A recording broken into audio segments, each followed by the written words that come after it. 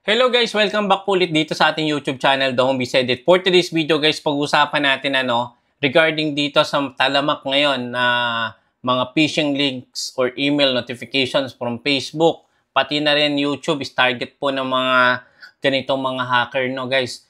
So ang daming nag-message sa akin regarding na-disable yung account nila, na-hack. So ano nga ba yung mga dahilan nito kung bakit na-compromise yung account nyo? Or, kung ikaw is nanonood nito, pwede nyo i-check ngayon yung inyong Facebook. Baka po na-hack na kayo ay hindi nyo lang alam. Okay? So, paano natin maiwasan ang Facebook phishing at pagka-hack? Ito yung 5 tips na isi-share ko sa inyo na pwede natin guys i-consider itong video na to para mas maging maingat tayo sa pag-click, pag-fill ng mga information sa mga website, sa mga applications. And siyempre, lalong-lalo na kung kayo po ay maraming followers, maraming collaboration na nare-receive. Dahil po dyan, kayo po yung target ng mga ganitong mga organization or ng mga grupo na talagang bumibiktima sa mga creators katulad natin. Okay? So, ang dami yung na-receive na emails. Well, mamaya, papakita ko sa inyo. Hindi lang sa Facebook, pati sa YouTube, Alam naman nila kasi nga may earnings po tayo dyan or meron tayong nakukuha na monthly ad revenue kung kayo po ay monetize. So, yan po yung target nila. Number 2, kung bakit nila hinahack yan, pwede nilang gamitin yan to scam din, to post yung mga services ng mga pics, ano pa ba, at marami pang mga illegal activities na pwede nilang gamitin kapag nakuha nila yung page nyo. Okay? Nakakuha or naka-receive ka ba guys ng mga emails galing kay Facebook na nakalagay is meta or community guidelines. Ayan. So, be very careful muna. Mas maigi na panoorin yung mga ganitong video para lagi kayong aware. So, ito yung mga example ng mga emails na na-receive ko na guys, kapag ito is na-link nyo, pwede talaga makuha yung account nyo. Napakagagaling mo na po ng hacker ngayon. Napaka-professional na nilang dumiskarte actually. And nakakabahala din ito lalong-lalo na kung kayo po ay maraming followers. At kung kayo is newbie or nagsisimula pa lang, baka mabiktima kayo. Okay, so ito pakita ko sa inyo guys. Ito yung isa na na-receive ko. Actually, matagal na to pero pakita ko lang sa inyo. Mostly ngayon nare-receive ko from YouTube naman. Your privileges with Jose Opo Molleda Jr. has been limited until further notice due to breach of our community or community guidelines. Sabi dito, your page Jose Opo Molleda has been scheduled for deletion. Actually, eto nagno-notify din ito sa ating mga Facebook, sa Facebook notification. Sabi daw, buburahin yung Facebook account mo dahil naka-receive nga tayo ng pic na violation na goes against community standard on intellectual property. So, dahil daw naka-receive tayo ng ganitong intellectual property violation, is naka-schedule i-delete yung page natin. So, ngayon, kakabahan tayo para i-restore natin yung page natin. At ito na yon, ito na yung pinaka-bait nila o yung pain nila. If you want to cancel the deletion of your page or retrieve any of your content information you've added, please submit a report on a link below. Ayan, ito na yung link na pinapaklik po ng mga hacker or ng mga organization or groups na nambibiktima ng mga creators or kumukuha ng mga page. Okay? Sabi dito, otherwise Meta will start deleting your page in 2 days. After June 11, 2023, you won't be able to access the account of any of the content you added. So, ayan. Kapag clinic nyo to, yan yung kulay blue na yan. Be very careful. Although nakalagay dyan is www.facebook.com/220943504569239423. Yan po ay isang phishing link. Okay? So, pag-usapan pa natin ang mga paraan para maiwasan natin iyan.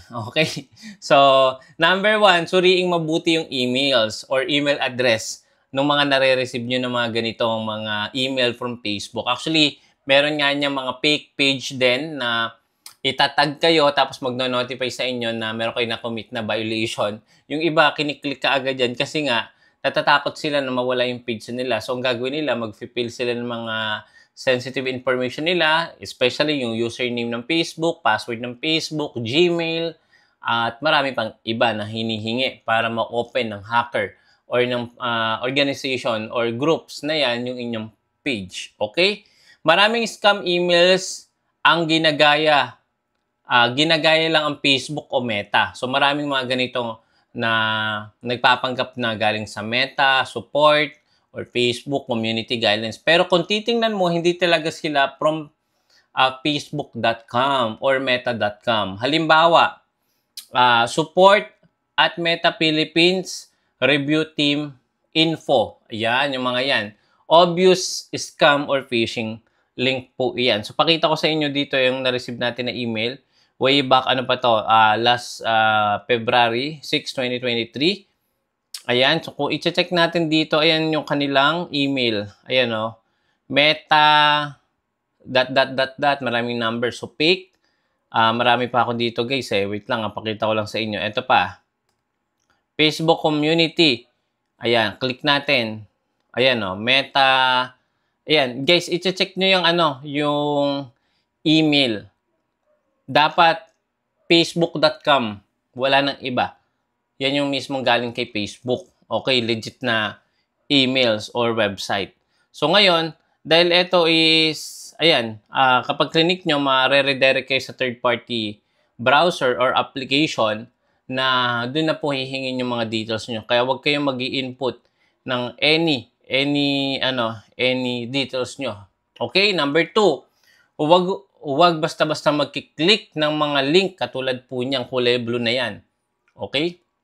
Kapag may mga nakalagay na click here to appeal, ayan, or verify your identity sa email or message, iwasan muna ito. So guys, again, ginagamit nga po nila yan, yung mga verify your identity, para nga po matakot tayo, kabahan tayo, at kapag po nauna yung kaba sa atin, yung takot sa atin, at hindi mo na tayo nag-isip, nag-research regarding dito, pwede nga po nila yung makuha dahil nga po target nila yung emotion nyo. Okay? So, be very careful.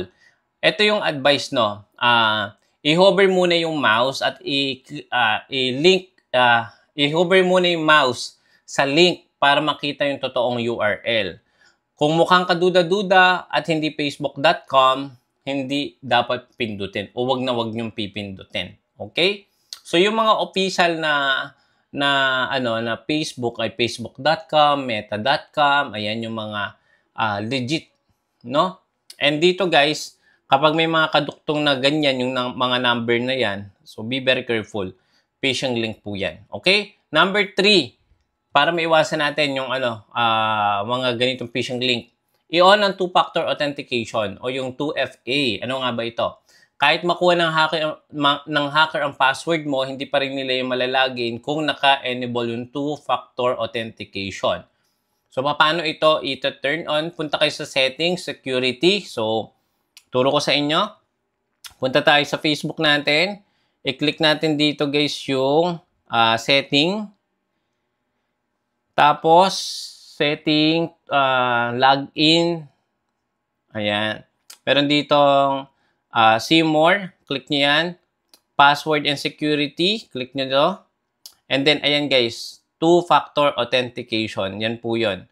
So, depende kung ano yung lalagyan nyo dyan. Pwedeng Instagram nyo, pwedeng Facebook, or other Meta-related services. Kailangan nyo lagyan ng two-factor authentication. Or i-turn in nyo yan. Okay?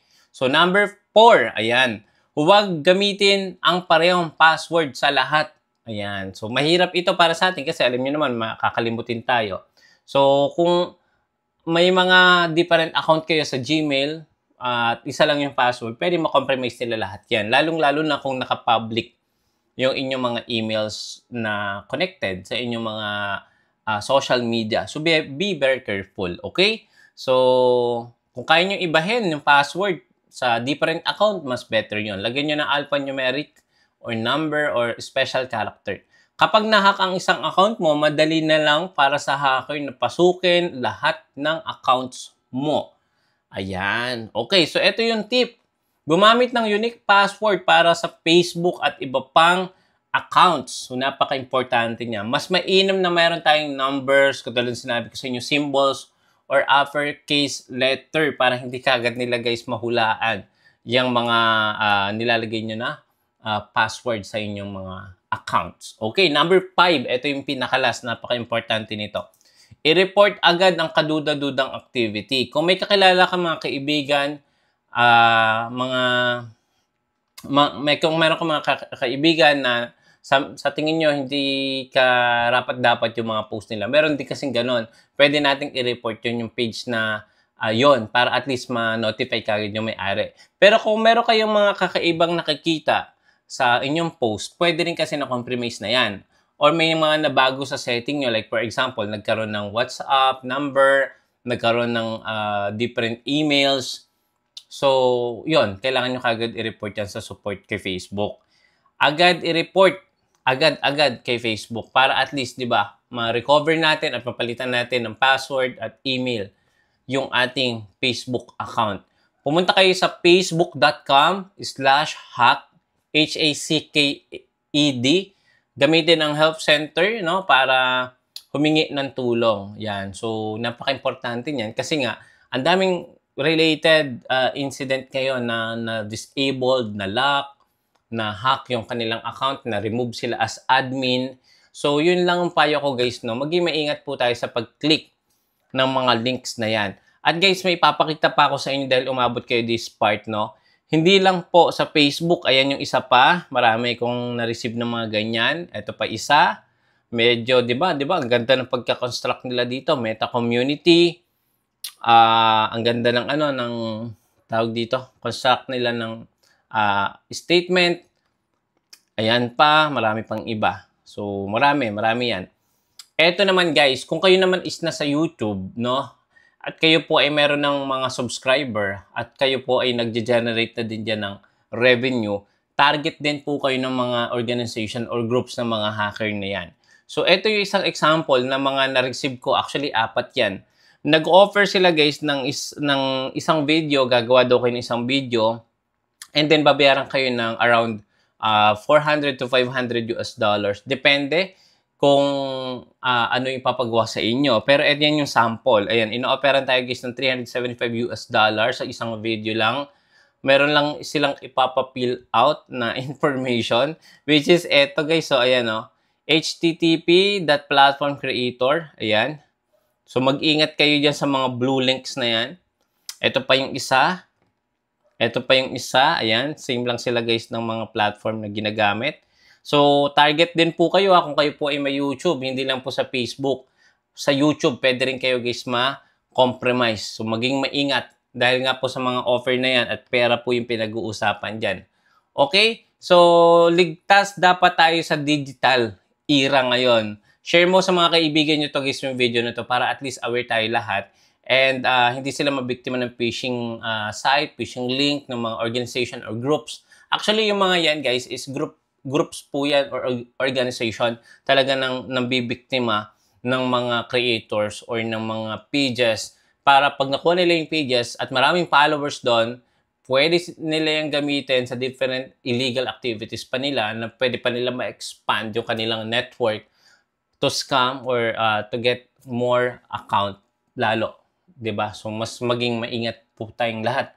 Okay? So, yun lang guys for now, itong video natin. So, awareness lang po ito para sa ating lahat. At kung newbie kayo at hindi pa kayo aware sa mga ganito, please guys, pa-share, pa-like, at pa-subscribe po kung bago pa lang kayo dito sa ating YouTube channel. Yun guys, and click the bell icon para pag meron tayong mga next video, updated video, katulad dito, manonotify po kayo kaagad. See you again sa next video. Bye-bye!